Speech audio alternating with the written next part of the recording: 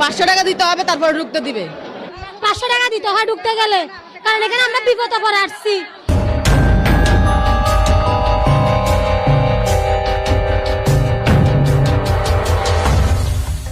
Chittagong court building, যেখানে অন্যায়ের বিচার ও ন্যায় বিচার প্রতিষ্ঠা হওয়ার কথা, সেখানে অনিয়ম ও দুর্নীতির অভিযোগ উঠেছে। কোর্ট লকআপকে কেন্দ্র করে দীর্ঘদিন ধরে একটি রমরমা অবৈধ বাণিজ্য চলছে বলে অভিযোগ করছেন গ্রেফতার হওয়া আসামি ও কারাগারে থাকা বন্দীদের স্বজনরা।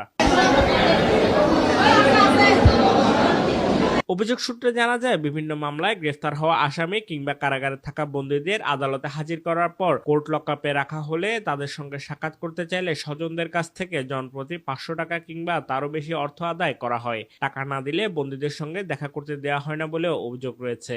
4 মাস হয়ে গেছে, ছুটাতে পারতেছি না। ওখানে এখানে আসছি 500 টাকার জন্য, মানে 500 টাকা এখানে ঢুকতে দেয় না।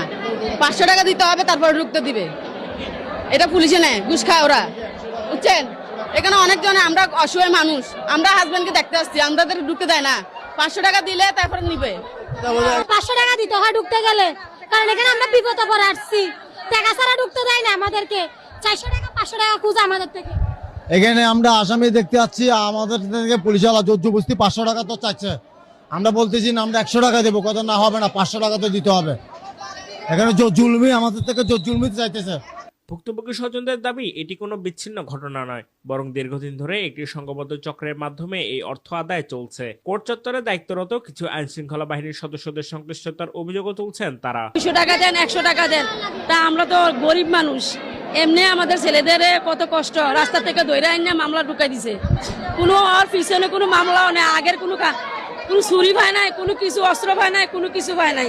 আপছাড়া বালা মানুষ ধরে আইনা কয়েক টাকা সন্ত্রাস। 500 টাকা দেন, বাচ্চা আমার ছেলে একজন চাইবে 500 টাকা লাগবো, একটু খানা হাতে দিলেও দাম যাইতেছে না, কয় না টাকা এত টাকা দিতে হইবে। তবে গণমাধ্যম কর্মীদের উপস্থিতি টের পাওয়ার সঙ্গে সঙ্গে দৃশ্যপট বদলে যায়। মুহূর্তের মধ্যে সবকিছু স্বাভাবিক দেখানোর চেষ্টা করা হয়। আইন শৃঙ্খলা বাহিনীর সদস্যরা তখন অতিরিক্ত সতর্ক হয়ে ওঠেন এবং এমন পরিবেশ তৈরি করা হয় যেন সেখানে কোনো অনিয়মই ঘটছে না।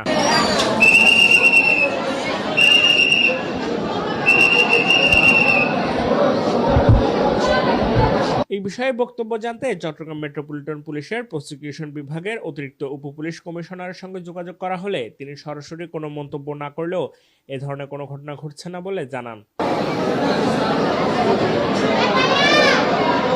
তবে বন্দীদের স্বজনদের অভিযোগ ও পরিস্থিতি পর্যালোচনায় বিষয়টি নিয়ে সংশ্লিষ্ট কর্তৃপক্ষের নিরপেক্ষ তদন্তের দাবি উঠেছে।